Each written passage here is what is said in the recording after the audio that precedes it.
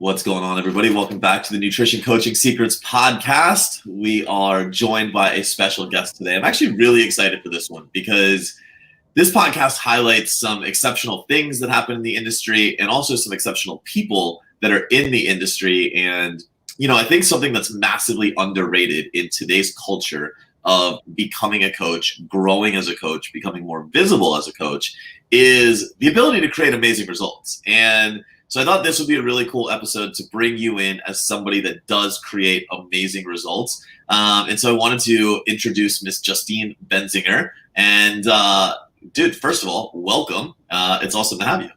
Thank you for having me. I'm so excited. I might not stop smiling the whole time. So you were telling me before this that you watched a bunch of our earlier podcasts today, and you told me that's very type 3 of you, which I think we'll get into explaining what that is in just a few. But I thought that was really funny. So I guess that was your big preparation. Hopefully you actually enjoyed our podcast and you're excited to be here. Yeah, of course. I wouldn't be here otherwise. Amazing. So, so I wanted to have you on, and obviously, for those that don't know, Justine has come through some of our programs, but more importantly, before she came in, I knew who she was. She was somebody that was creating amazing results. And again, I have so much respect for that. I think that today's world, there's so many ways of becoming a coach, and I think sadly, right, and I guess I'm kind of part of this, sadly, like what's being put out is like make money as a coach. And people forget that like the big component is creating amazing results. So I think we're going to jump into the techniques in a little bit. But first of all, tell everybody that doesn't know who you are, like, who is Justine? How did you get into the health and fitness industry? I feel like every coach has a story. So we'll just start the podcast in the traditional, what's your background, right? We'll just let you kind of tell everybody who you are and where you're from. Yeah, so my name's Justine. I am originally from Cincinnati, Ohio, but I live in Miami. And I started out, I've just always been into sports. My father's a professional athlete, so that was always part of my life. And then as I grew up and I went into the corporate field, it became really hard to balance work with taking care of myself and happy hours, things like that. So I gained a good amount of weight, which I felt really uncomfortable with. And then at the same time, I got engaged, which that's the time you're not supposed to be gaining weight.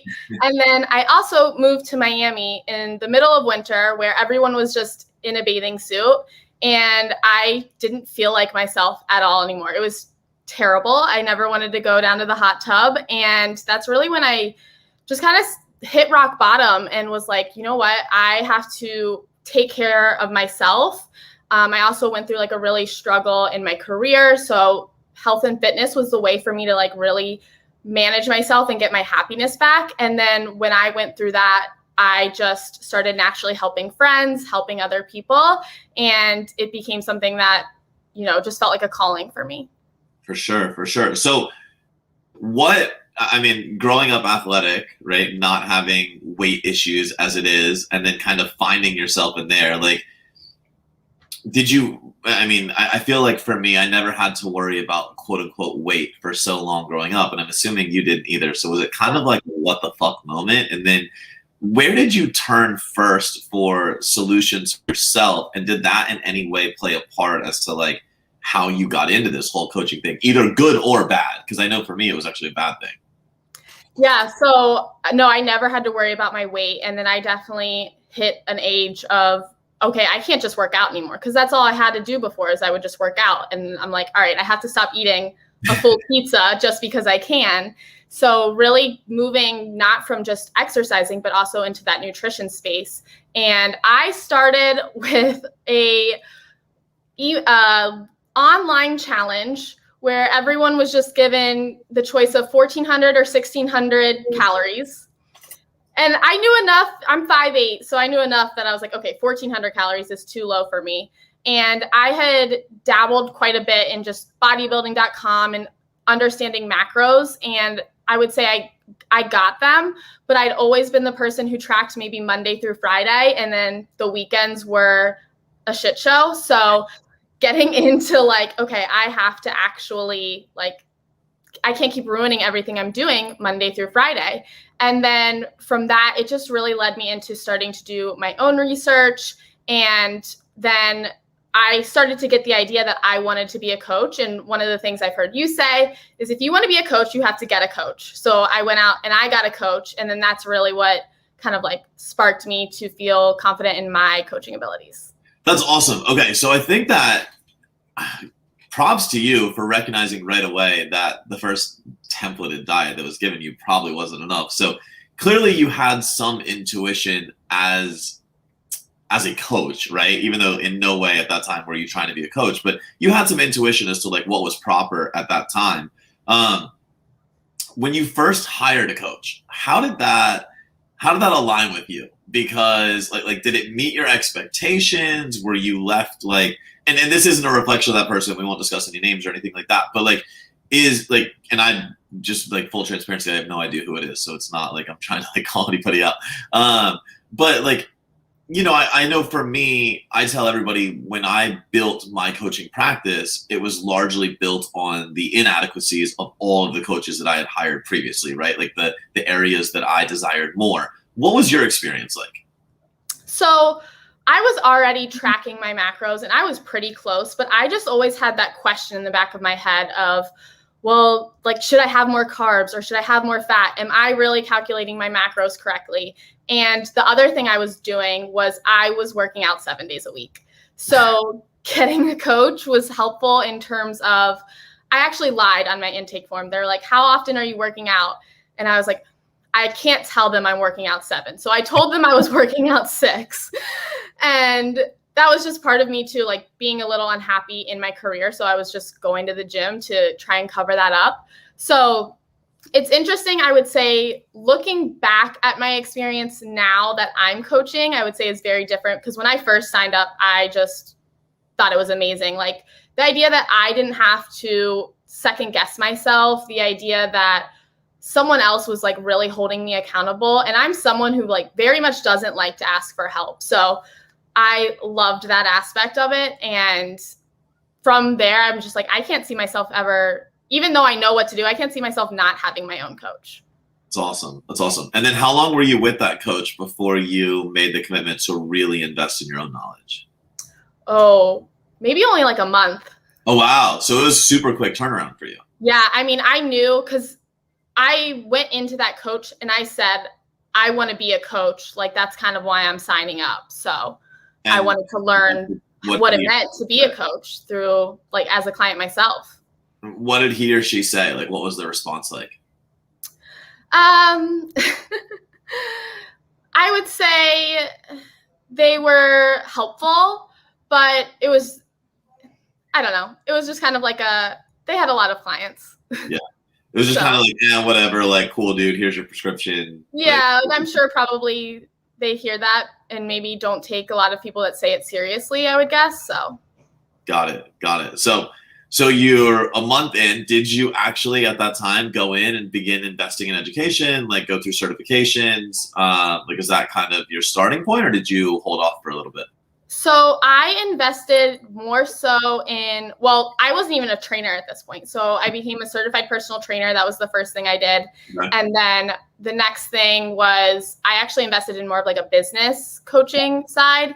And it was actually kind of taught to me that like, oh, you know, macros, that's really all you need to know, like go be a nutrition coach. Right. And looking back, it's like, well, I'm glad I got started, but probably not the best way. And then, you know. Well, that's interesting. Let me pause you there because I think there's a lot of people that listen to this podcast that are not coaches, that are consumers.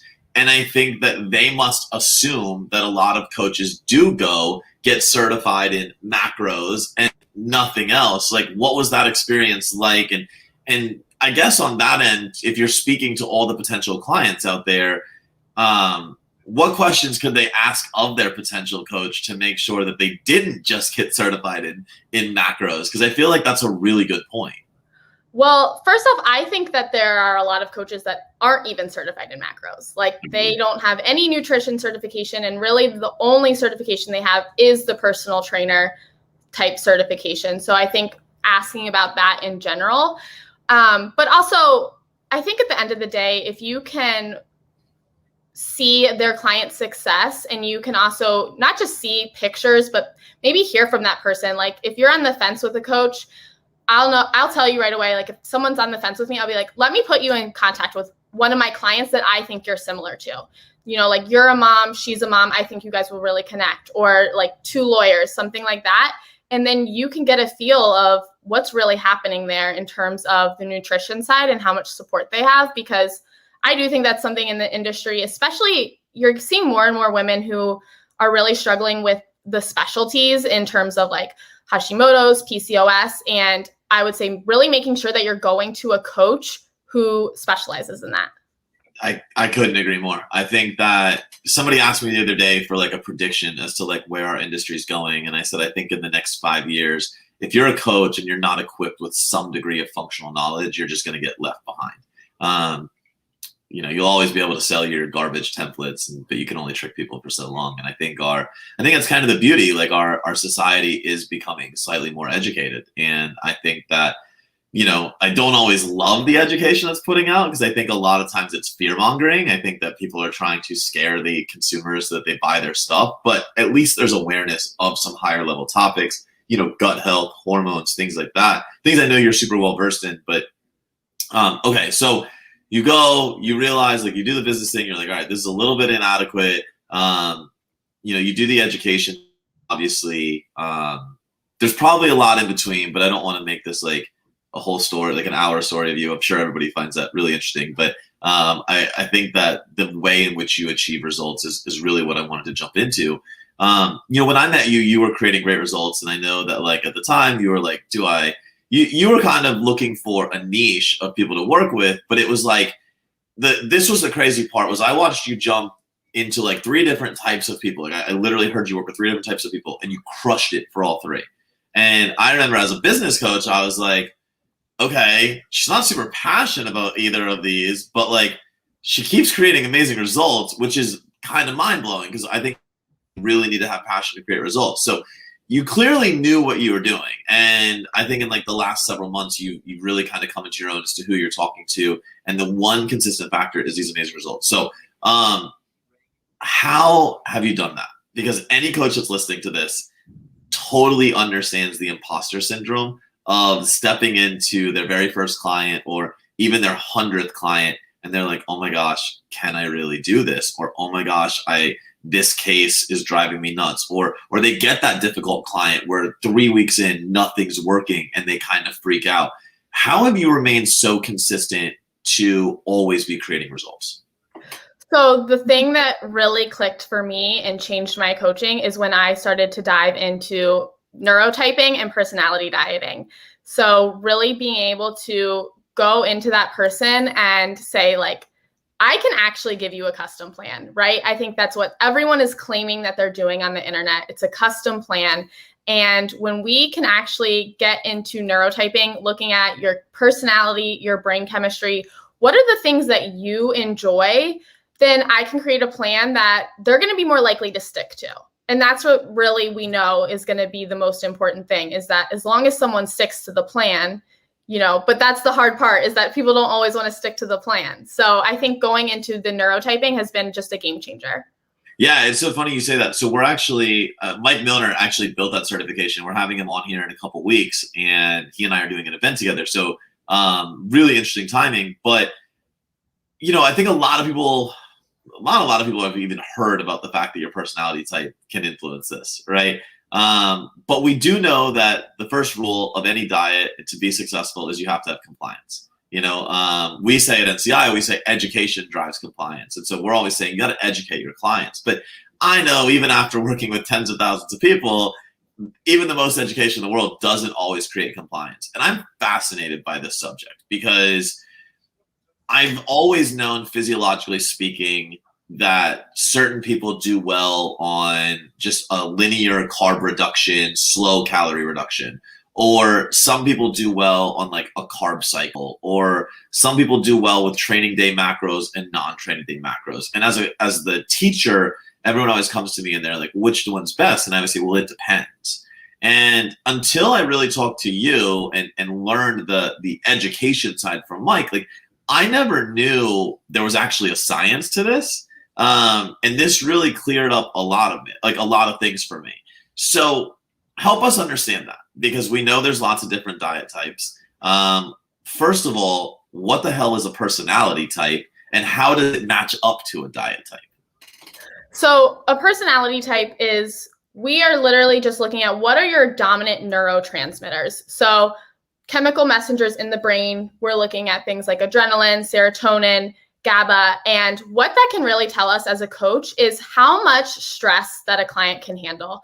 And from there, we know that as coaches, that's one of our main jobs, is to mitigate stress, because a client often doesn't realize that they're under as much stress as they do, right? We know that they don't think of a diet as stress. They don't think of workouts as stress. They think of those as stress relievers. Yeah. But if we can take all of that out of their hands as a coach and really play to those strengths, we can then create the program that's going to fit into their life better. So looking at, I mentioned, right, that I was a type 3, and we are actually the type that we handle that, slow decrease, follow a plan for a long period of time.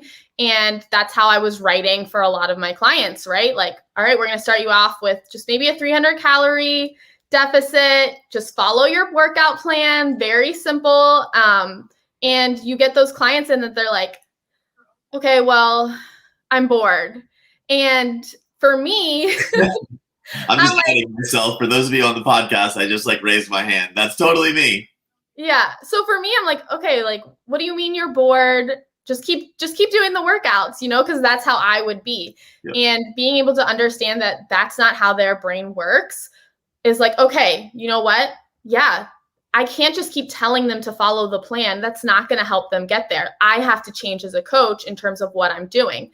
So the people who they like something different, they like the change, that's maybe someone who is going to do a little bit better with a calorie cycling or, carb cycling, because it feels like they have different goals every day. So it keeps them a little bit more interested, versus someone who is a little bit more high stress. If you're going to throw them so many different goals, it's just going to stress them out more.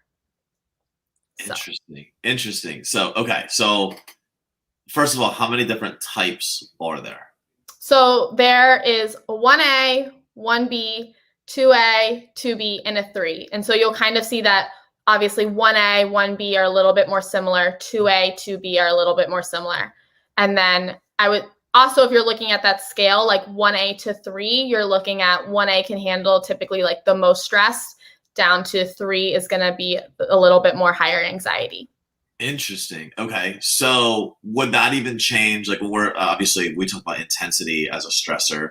Would that be relative to the amount of intensity that an individual could have as well? So could we say people that are type 3 would actually do not as well with something like CrossFit, and they would do a little bit better with bodybuilding? Is that a fair statement? Yep, that's exactly it. And so looking at maybe someone like a 1A or a 1B, they are gonna do a little bit better with maybe Olympic lifting or CrossFit. They really enjoy that explosive movement, versus, again, looking at me, if you program me something like box jumps, I'm skipping that. I don't want to box jump. I don't want to do anything explosive. And looking at that in terms of just even the movement patterns, right? So again, some people, they enjoy more of those explosive movements, and some people really like to then focus on the pump. So they want more isolation movements where we're just going to do a burnout and you're really going to feel that burn. So even programming that into your different programs helps the client enjoy their workout more. Interesting. And I have a feeling, and I've never actually figured out what mine is, and I want to talk about how you can find out what it is here in a second, but I have a feeling I'm somewhere in the middle, because I feel like I oscillate. I feel like sometimes, right now I'm in this phase where I love CrossFit again. And I've been going to CrossFit 3-4 times a week, and I'm thriving and I'm having fun. But then there's times where I really love the change. I love the aesthetics from it. And I actually enjoy some progression in the gym of building that up. And so I'm actually fascinated by this, because even as many times as I've talked to Mike, who created this, I had never correlated that the winners of the CrossFit Games are probably a 1A. And now I really want like somebody to figure out what's their neurotype, because that would be super cool. Okay, so we understand there's 1A, 1B, 2A, 2B, and 3. There's 5 different neurotypes. How does somebody find out what their neurotype is? And if I'm a 2B, what does that mean? Like how, what do I need? What am I understanding about myself? So the easiest way to figure it out is to take the personality diet quiz. Okay. So you take a quiz, and it's using your personality characteristics to determine which of your neurotransmitters are more dominant. And then what that means is, so 1A, I kind of touched on, right? They're usually just out to win, and they will do anything they can. They will lie, cheat, steal to win. They're a little bit more aggressive, and they like those explosive movements, and they can diet pretty hard. So doing something where you're doing maybe like a 3-week intense deficit and then a 1-week diet break is something that they work really well with. 1B is pretty similar. So again, they'll take that, extreme diet. However, they have a little bit more empathy, and they are typically your really, really good with sports. I actually call 1B the captain, just because they are very much a leader, and they're the ones that have really good hand-eye coordination as well. 2A, they are a little bit, we're starting to get away from the intense side, but 2A, really, I call that the chameleon. So they like to change. They want to try different things. And, kind of talking about Mike specifically, like maybe he's a little bit more, he can be really quiet, but then when he gets on stage, like it turns on, and he's a really good performer. So that's something that really helps with 2A.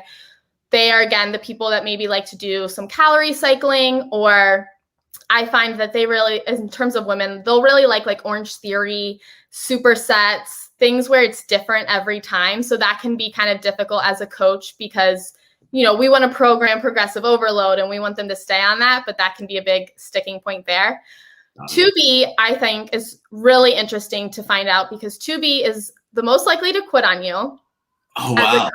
Yeah. And they are also the most likely to suffer from emotional eating, which for me, again, that was something where I feel like I maybe wasn't as sympathetic as I could have been as a coach. It was kind of like, all right, come on, like, just say no. Or, we don't have to say yes when someone asks us if we want a slice of cake. Like we have the power to say no. Whereas opening my eyes to that in terms of neurotyping, that they are more likely to struggle with that, I'm like, okay, I get this. This is real now. So they're much more likely to struggle with the emotional eating side. And then a type 3 is, they really like to stick to a plan. However, when life throws them a curveball, they get really thrown off easily, or they can actually stick to the plan too hard to where they're not necessarily listening to their body as much as they should. Got it. Super interesting. Okay, so you mentioned the personality diet quiz. Is that something, like, do you have a link to that? Is there Yeah, if you guys want to go to justfitjustine.com, the personality quiz is there. You can set it up and it'll tell you exactly what yours is. Hey, Tommy, I know you're in the background producing this. If you don't mind throwing that up on the screen, it was justfitjustine.com. There it is on the screen for those of you guys watching with us. That's dope. I'm actually going to head over. I want to learn mine. I'm convinced I'm a 2A, but it'll be really interesting, because I need randomness in my life. And it's really crazy because I have the hardest time. Like, if you gave me like a slow caloric reduction, I would just gouge my eyes out. And like the very first bodybuilding show, or the only bodybuilding show I ever did, I worked with a coach, and I literally got a diet every 3 weeks. And like, regardless of the fact I knew it was going to be less calories every time, you would think it was fucking Christmas, because my new diet was coming. Like, I just needed new foods. I needed something different, like different cardio. Like, I just needed something different in my life. And I thrive on randomness. And I think that's why I love CrossFit. And I'm sure that everybody that's listening, at some point they identified when you were going over the 5, they're like, ooh, that's me. And that's crazy, right? So how does not taking that into account potentially mess things up, diet and training prescription? Because obviously there's a lot of really intelligent coaches not creating great results. And I have to assume this factors into it. Yeah, I think making sure, right, if you're not taking that into account, I think that a lot of coaches probably tend to coach the way that they like to work out or they like to eat. So it's essentially you just writing programs for yourself all the time and not necessarily writing for your client. And then one of the things that also it's really helpful, I didn't touch on yet, but I think as a coach, you know, when we do learn macros, it's like, what is that balance of carbs to fats, right? That's kind of somewhere where we're fluctuating a lot. And looking at your neurotype and then that correlating to how many carbs they need, because we know, again, we can use carbs to really help control cortisol and those stress levels. So again, someone who is like a 1A or 1B, they will probably do a lot better if you go a little higher fat. You know, a 1B might be someone who actually, God forbid, enjoys keto versus someone like me who I am, again, a little bit more high stress.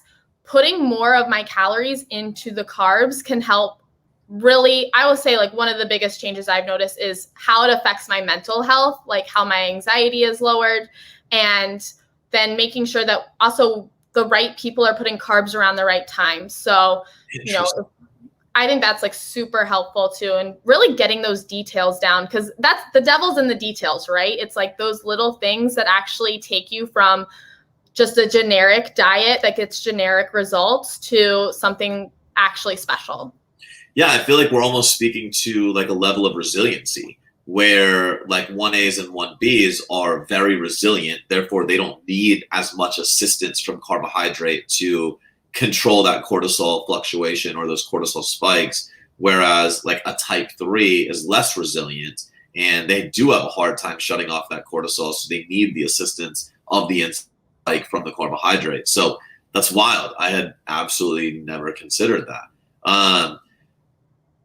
I mean, it brings about so many questions. It makes me want to go down so many rabbit holes. Like, is a neurotype, because obviously you said it's neurotransmitters and neurotransmitter production, does that change over somebody's life, change over periods of time, year to year, season to season? Is that something that can be changed, or do you have a neurotype kind of forever? So it can fluctuate, and it can even fluctuate a little bit in terms of like if you're feeling happy versus if you're feeling stressed, right? So if I am feeling very happy, I might lean a little bit more towards a 2B versus if I'm a little bit more stressed, I might go over to that 1A side, because your body's just going to it's going to send those chemical messengers in a different way.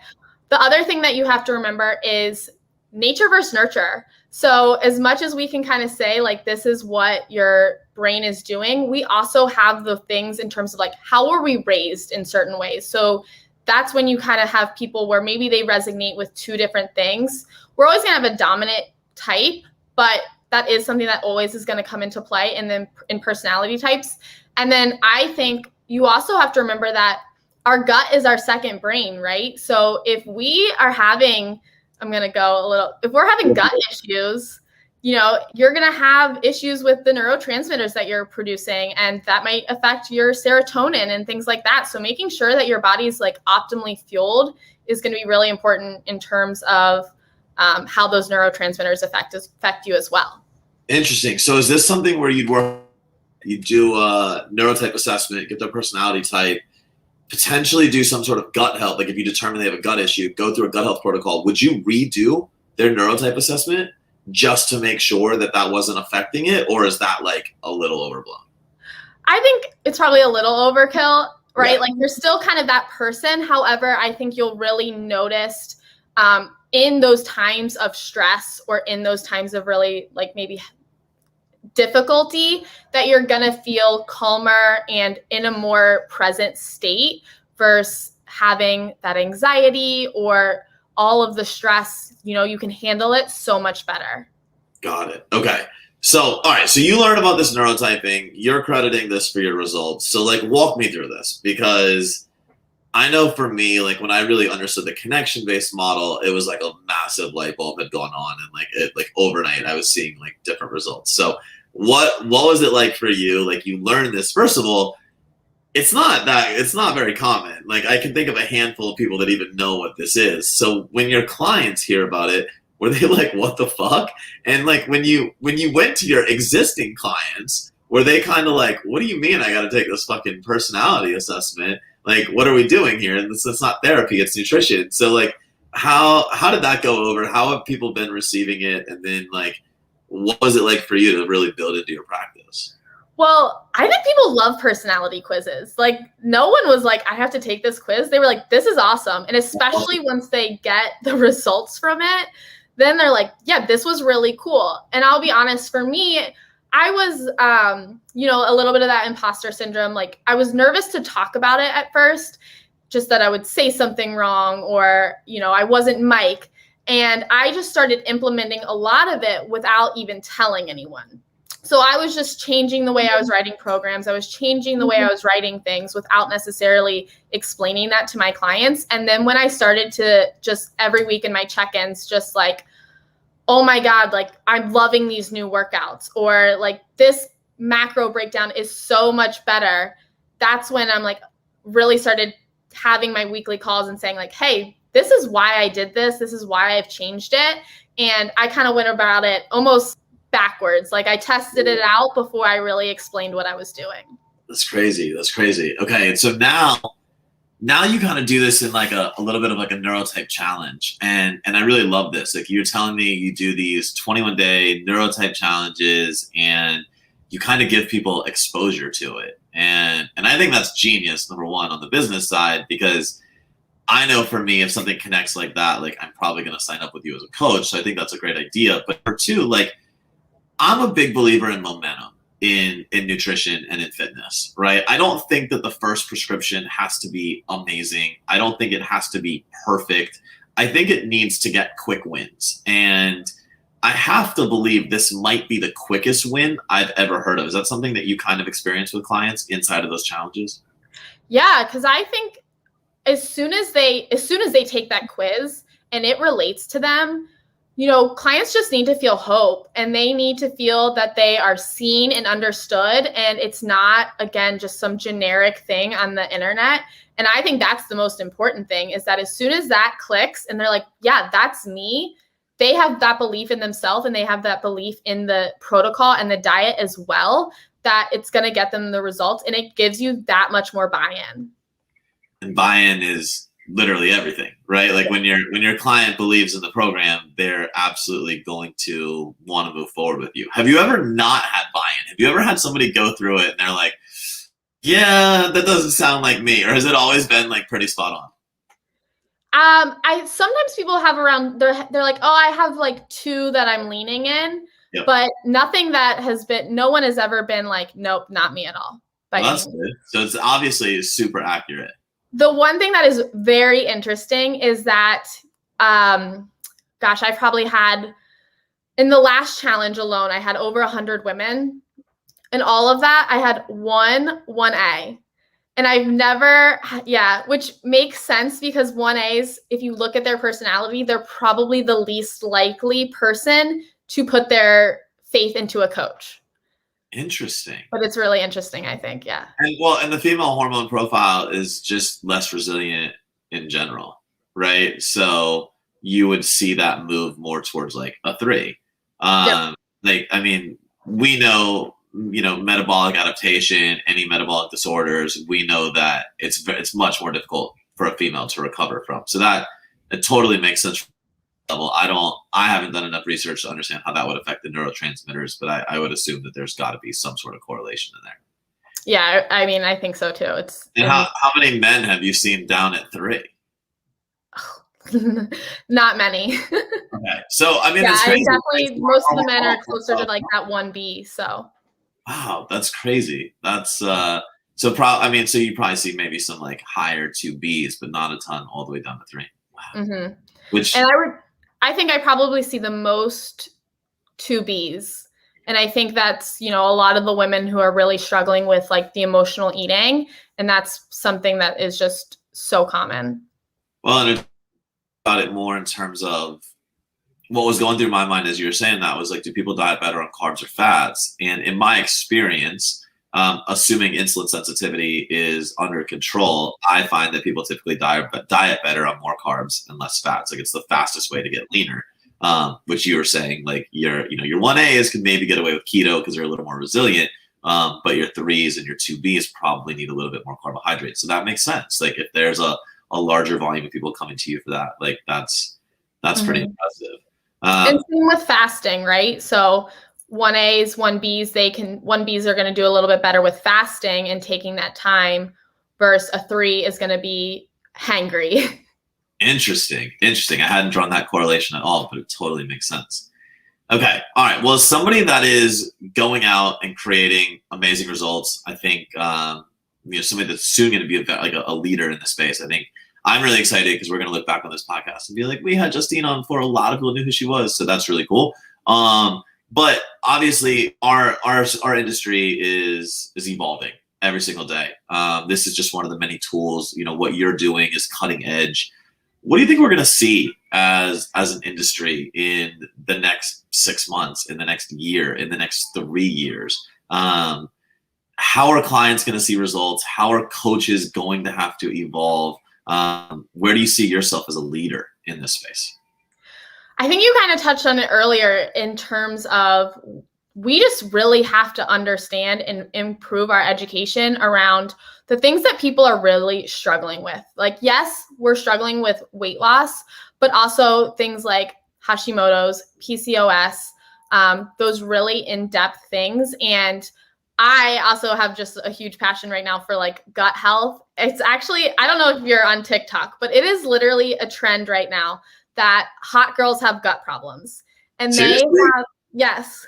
That's and a TikTok. They have guys will like on TikTok, they'll line up like Tums down the driveway, like saying that they're trying to like get a hot girl to come into their apartment. Bait. Yeah. And I think that, and so often still in the industry, you're seeing these like fitness influencers telling you like, oh, bloating is normal. And like, it's not, just because it's common doesn't make that normal. So like really helping people understand, from my side, and this is especially something I'm doing as a coach as well, is moving away from just macros and really focusing, teaching people like what's in their food.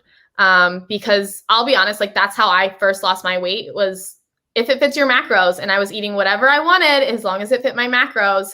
And I think just the biggest shift in terms of like, what's in the food that you're eating? What are you actually putting into your body? Like, do you really need to be dry scooping pre-workout, or do you need to be focusing on your sleep? Yeah. So it's almost like getting back to the basics, but I think, kind of really moving away from like, I hope moving away from like these fads of pre-workout and Pop-Tarts and stuff. So. I've always felt like our industry kind of goes cyclical, right? I always feel like it hits extremes and then it hits balance, then it hits extremes and then it hits balance, right? I feel like it's like peaks and valleys. And I think we've just experienced a massive peak, and, hopefully we're getting back to some sort of valley of balance. I guess speaking of that, why are we seeing such a need to focus on hormones and guts? And it's not like we're born with that shit fucked up. Like we're born with that pretty much in check. So why are we seeing so much of that right now? I think in women, a lot of it, this is another road, but I think a lot of it is, birth control, and the idea that the majority of women don't understand what's happening when they go on it. The amount of clients I have that don't understand that they aren't having a period. I'm like, no, that's not a period if you're on birth control. And just getting more education around that, I think people don't necessarily realize. And then also there has been such this surge of just 1,200 calorie diets where people are starving themselves, and they don't realize that that is also messing up their hormones. Yeah. Yeah. It's crazy. I think that, unfortunately our industry has done such a poor job of equating your intake to the other facets of your life, right? I think there's just so much of a correlation between what you eat and how you look, but very little. And then, how you look and like your internal physiology are being, put on two different islands. And so it's like, well, if what you intake, that must not matter for like your physiology. And it's like, no, like you can do all of them the same. And I think that's just so overlooked. So Well, dude, I really, really appreciate your time and having you on here today. And before we wrap up real quick, where can everybody find you? And obviously we gave out your website earlier. Tommy still got it up on Justine.com, but where can everybody find you to follow you and any content that you're putting out? Yeah, definitely make sure you go take the quiz. And then I am on Instagram, JustFitJustine with periods. So just.fit.Justine. And then if you take the quiz, definitely make sure you join my Facebook group and we can really dive into your neurotype, which is personality diet secrets. Cool. And I'll ask you one more question, right? And I think that anytime I bring a coach on, and this is like the one thing I'm always most fascinated about, when your career as a coach is over, what is the legacy that Justine leaves in the nutrition and coaching industry?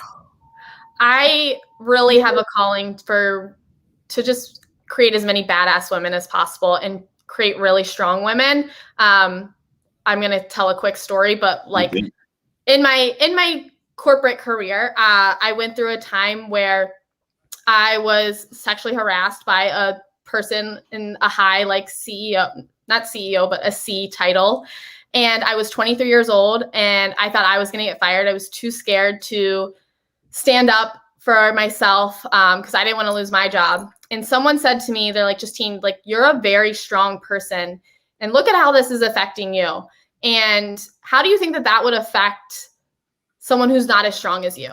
And that has just always like stuck with me. And my goal is, kind of make up for the fact that I never said anything, and to make sure that women know they can be strong and do as much as I can now after the fact.